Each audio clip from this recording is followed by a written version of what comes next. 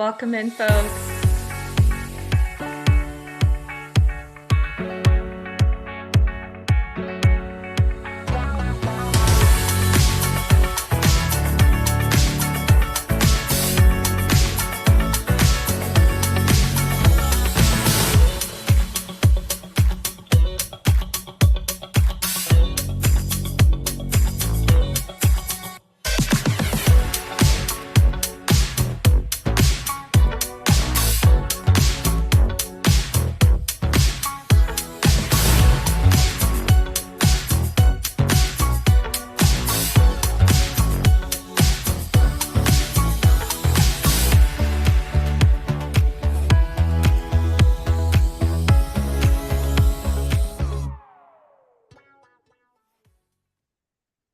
Hi, everyone. Welcome. Thanks so much for joining PCV's. I'm going to call it an annual town hall, although it's our first one this year. Hopefully, we do these each year to keep you on this important journey with us. But really appreciate everyone taking some time to join today. This gathering is really special to us in lots of ways. Some of you may have seen PCV's announcement a month ago around our new strategy and our new acquisition of Radiant Data. And I'm really privileged today to be joined by PCV's brand new Chief Data Officer, Sachi Shenoy, who's coming in from our acquisition of Radiant Data, a leader I've known for 15 years from the microfinance and impact investing and impact measurement world, and by Dr. Vivienne Ming, a theoretical neuroscientist and psychologist by training, AI futurist and trailblazer entrepreneur by practice, and an expert in machine learning and AI, as well as a mom and an author of How to Robot Proof Your Kids, which is coming out in addition to next year. Vivienne is really a global expert ranging from education reform to mental health, labor force to inclusive entrepreneurship, and really prioritizing the intersection of ethics and innovation. And someone who I had the privilege of working with for 2 years to help her start her ethical AI think tank in Berkeley before coming into this role as a first-time CEO. And I'm really grateful that she's joining us today and has continued to be a mentor to me and advisor to PCV. Thank you all for joining. So for those of you who may be a little bit newer to PCV, I'm Bulbul Gupta. I'm our president and CEO, almost at my 6-year mark myself.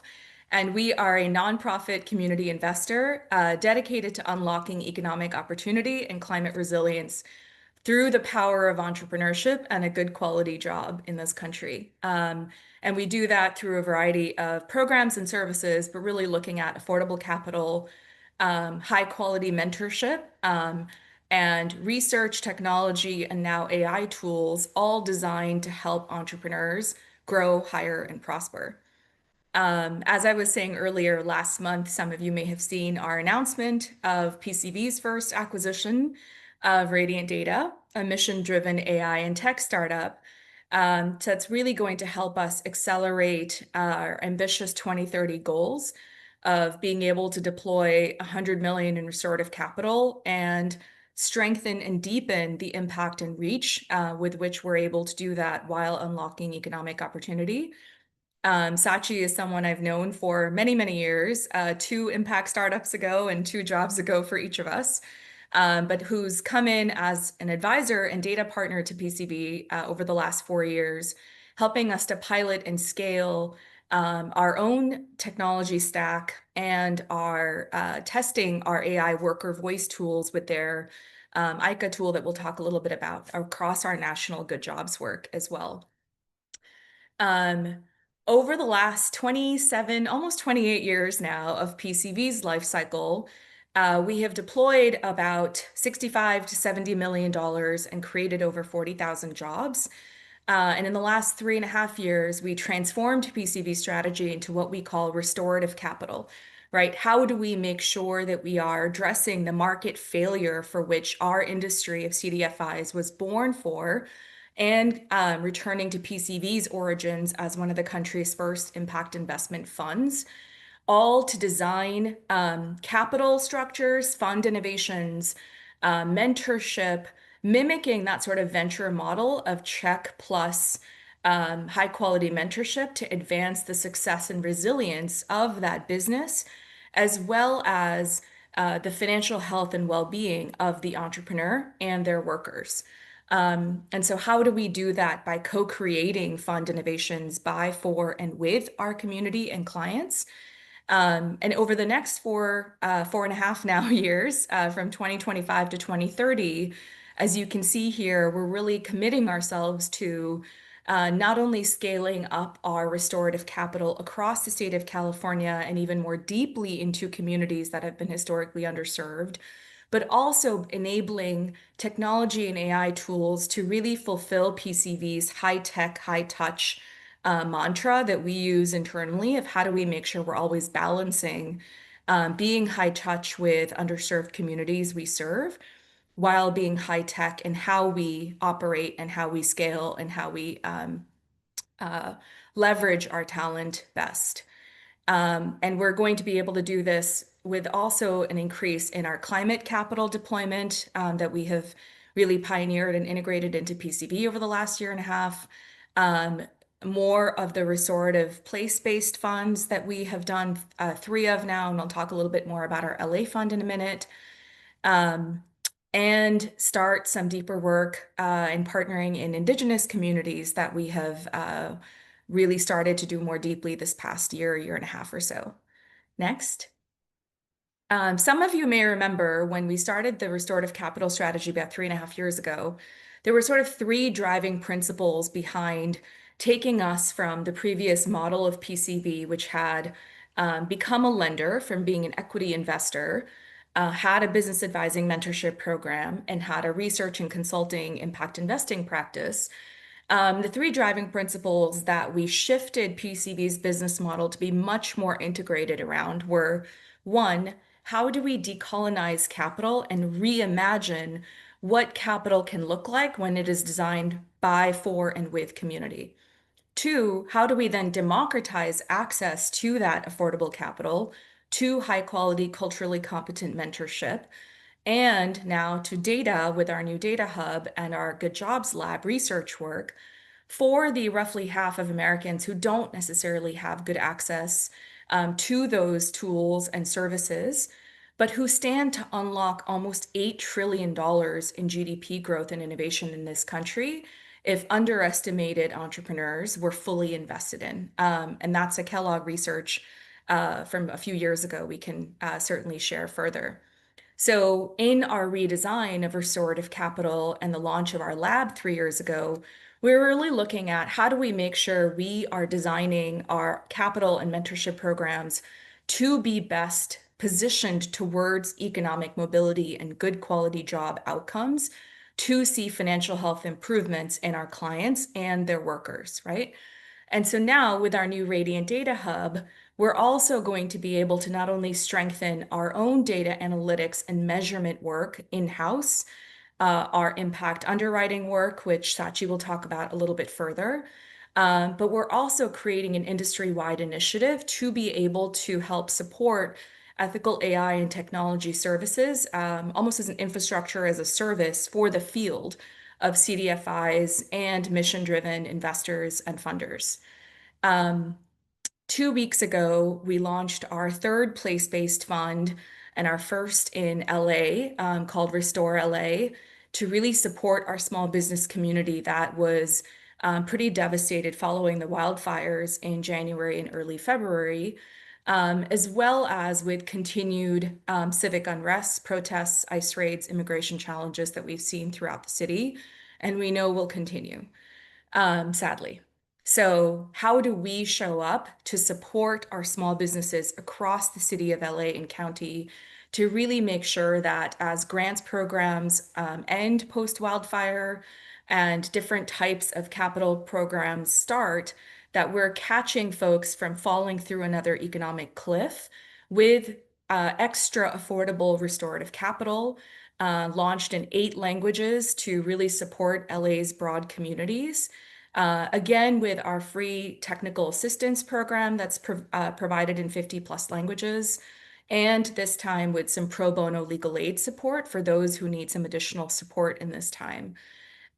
Really appreciate and grateful for the partners and clients across the city and county of LA who've given us really valuable feedback to make sure we were designing this as they saw relief and recovery programs shifting over the last few months.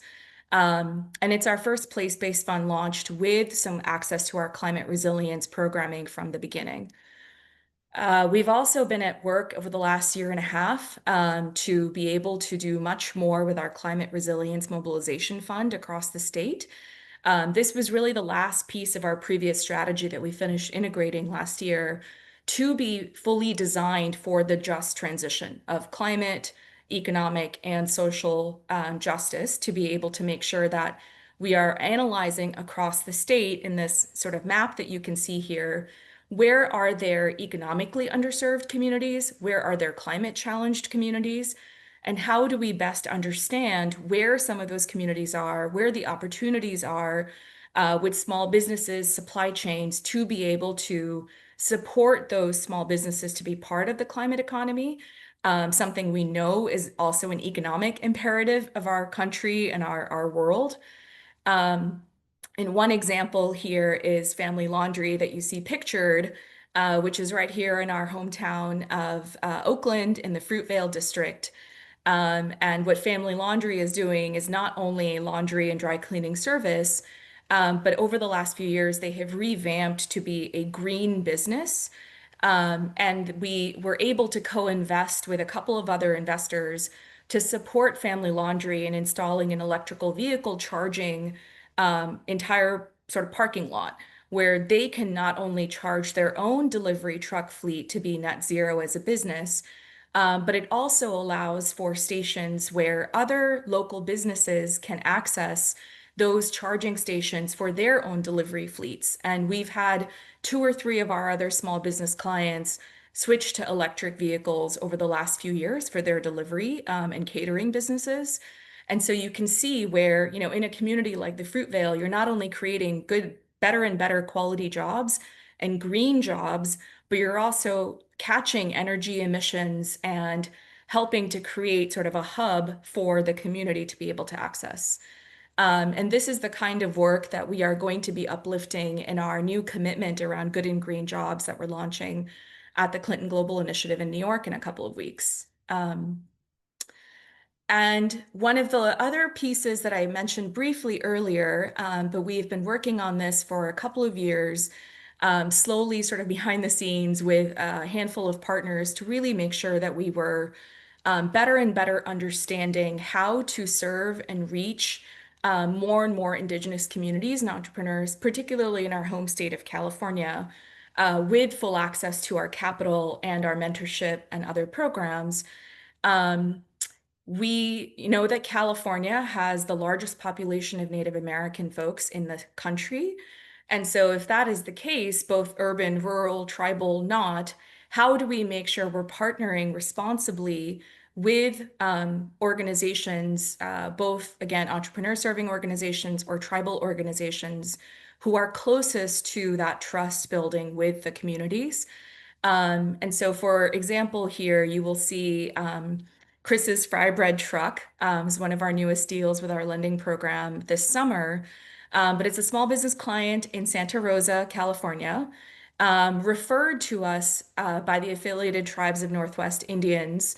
And it's a deal that we co-invested in with them to help them leverage their federal SSBCI dollars match from Treasury, which again is a really good way for us to be able to show a public-private partnership match, as well as co-investing with other CDFIs or entrepreneur serving organizations and impact funds, so that collectively we're helping to unlock the kind of capital that is restorative and job creating and helps reach communities across the state who are often in financial deserts or not being fully served. Um, so I've covered a lot. Just wanted to give folks a broad overview of a lot of the things we've been building and developing as part of our new strategic plan launch this summer. And now it is my pleasure to turn the mic over to Sachi to tell us a little bit more about PCV's new Radiant Data Hub and our technology and AI work. Sachi? Thank you so much, Bulbul. I am delighted to be here today and reintroduce Radiant Data, now as PCV's new Radiant Data Hub. Together, we have already built a powerful new resource for organizations investing in the well-being of communities and of humanity. We are calling this the Radiant Data Hub, with an emphasis on the hub, because it is designed to serve as a trusted resource for other mission-driven organizations to easily plug into and get instant access to data and AI talent, as well as a number of ethical AI applications. You can think of us as an extension to your data team and your tech stack. Now, Radiant Data was founded in 2021 with a mission to rehumanize data, amplify unheard voices, and advance economic opportunity through data and AI. Over the years, we have worked with clients on projects, as you can see in this slide, that have spanned as little as 4 weeks all the way up to 4 years. Now, one popular product we have offered over these years is building a predictive model. The model we built for PCV, for example, analyzes an incoming loan application and calculates a probability that that loan will be repaid. Now, a few points to note here. We ensure the highest ethical standards with 3 things. Number 1, we train our models only on applicants' historical data to avoid dilution and to avoid mission drift. Number 2, we put parameters in place to guard against bias right off the bat. And third, and most importantly, the model is never the final decision maker. We underscore this with all organizations we work with. The model provides one data point that the human uses to make a final decision. Now, we are at a critical juncture as a society. The genie, so to speak, is out of the bottle. AI is here. Those of us who are driven by mission and impact, we feel, must model ways for these tools to empower and not diminish humanity. So the tools we build within the Radiant Data Hub are always designed to augment human decision-making and never to replace it. We are also committed within the hub to advancing education and access to responsible AI tools. We are committed to protecting privacy, and most of all, we want to ensure data autonomy for human dignity. So you may say, that all sounds great, but how does it work in practice? Well, let's come back to PCV's core model and mission. PCV provides restorative capital, as Bulbul talked about, to small and growing businesses that are often overlooked by traditional finance. As I mentioned before, the Radiant Data Hub has specialized in building predictive models as just one example intervention, and this intervention alone can accelerate investing. We have seen in our experience that using an ethical predictive model can make loan approval 25 to 40% more efficient.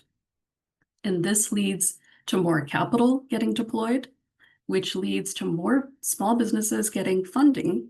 And this finally leads to more jobs getting created in communities that need them most.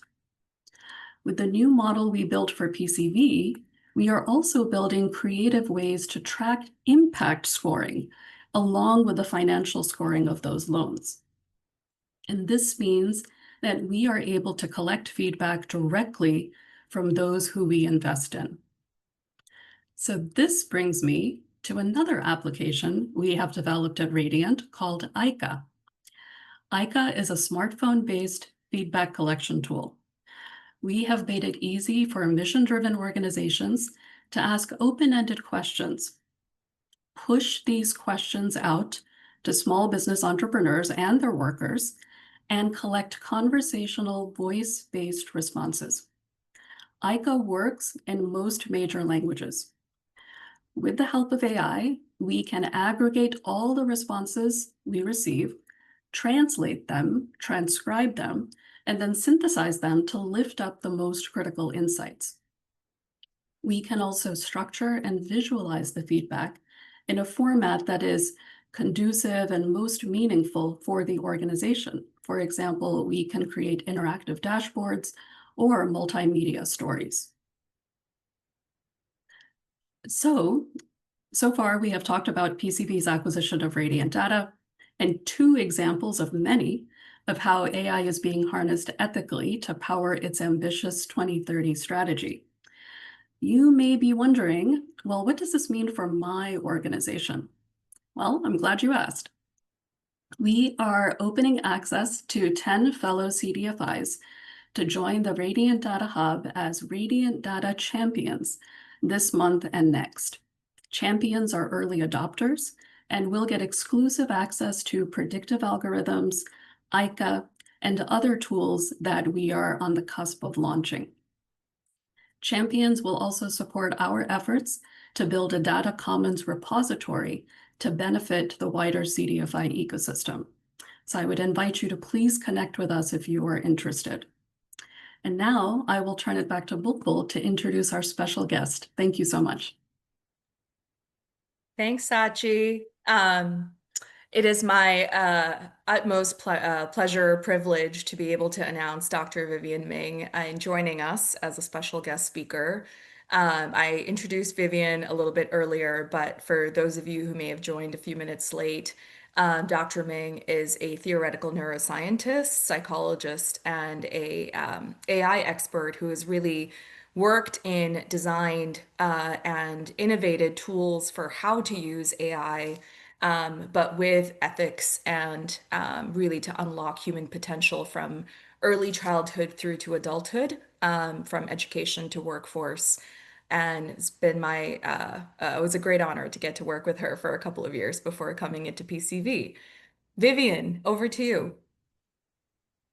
Lovely. I noticed you had two separate photos of me. One was sort of the 60s Star Trek-esque Vaseline on the camera lens sort of look, and the other one actually captures the true wrinkly state of things.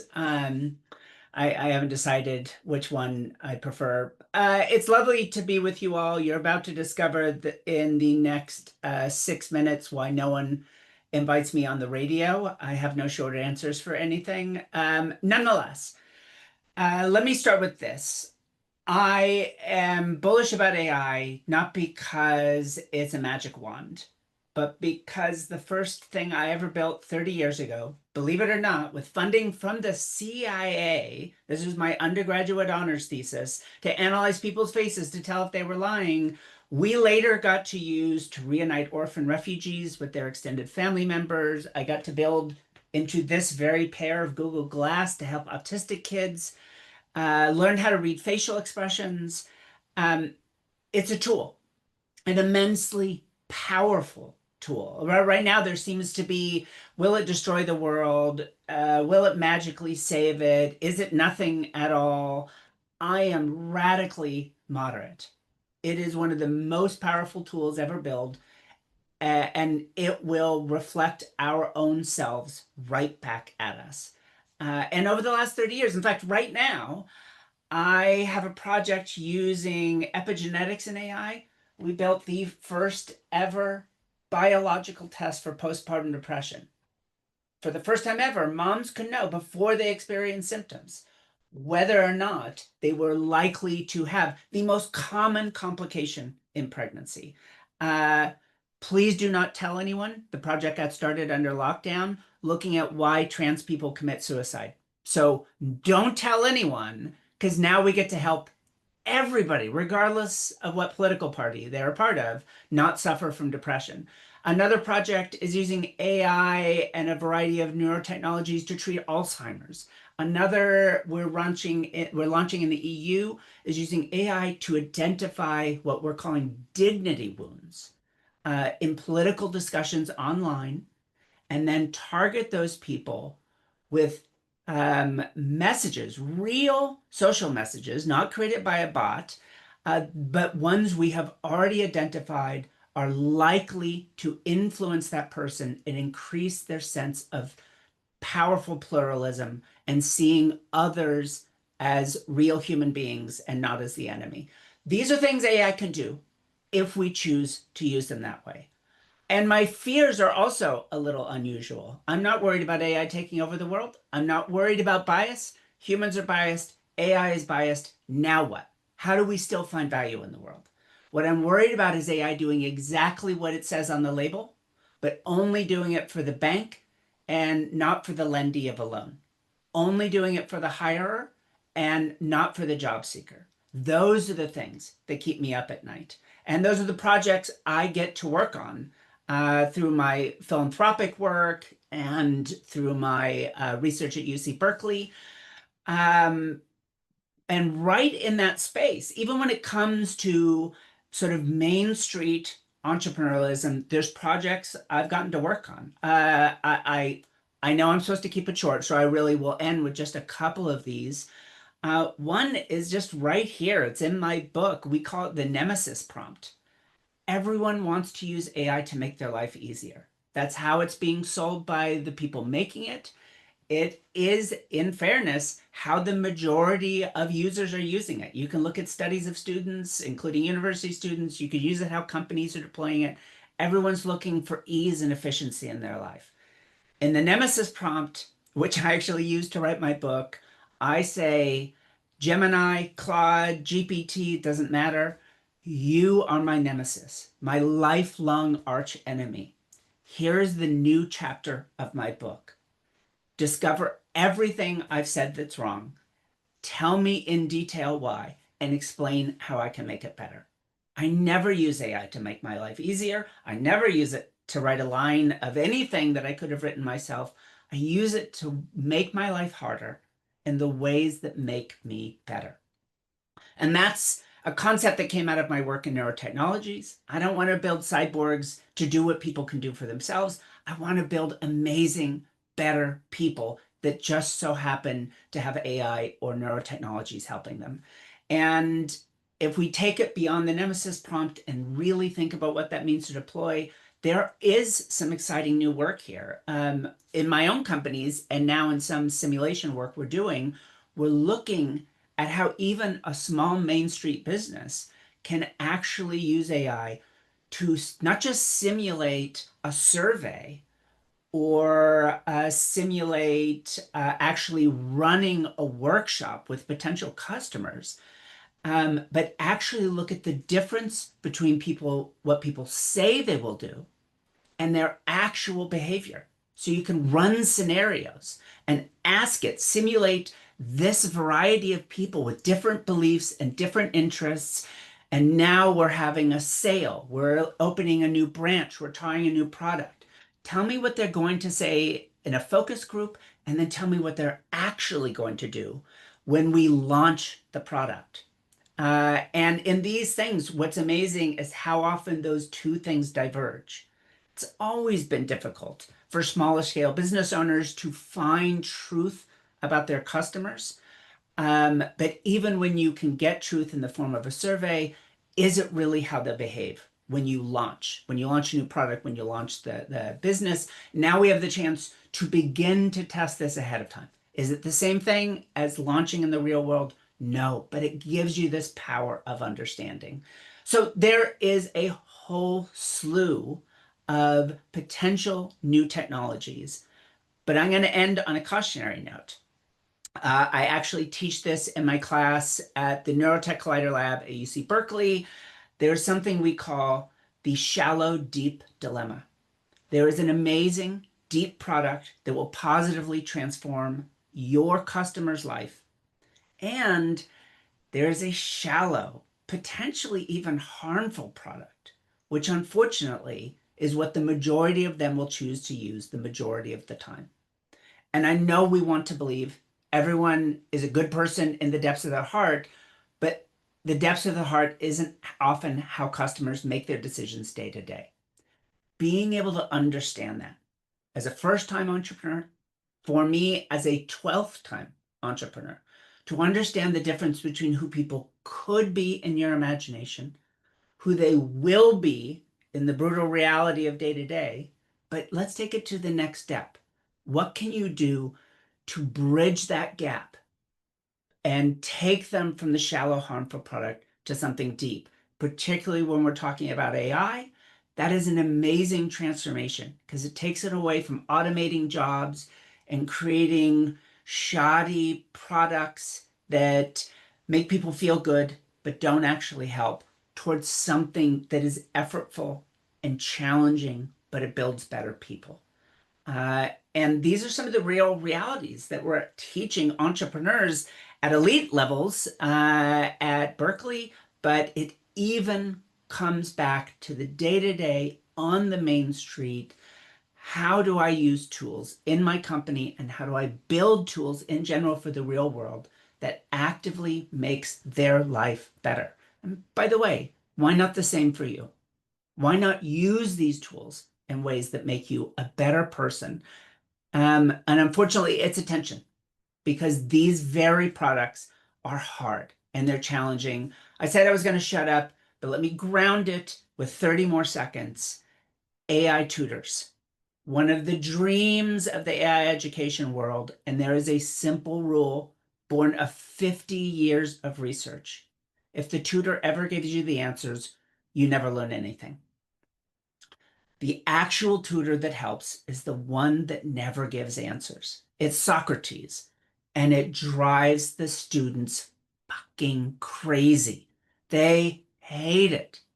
So if that's the reality, if you have some version of that, even to the level of a cupcake or a cookie, how are you going to build that product in a way that not only will those students actually use it, but they're genuinely going to learn something and become better over time?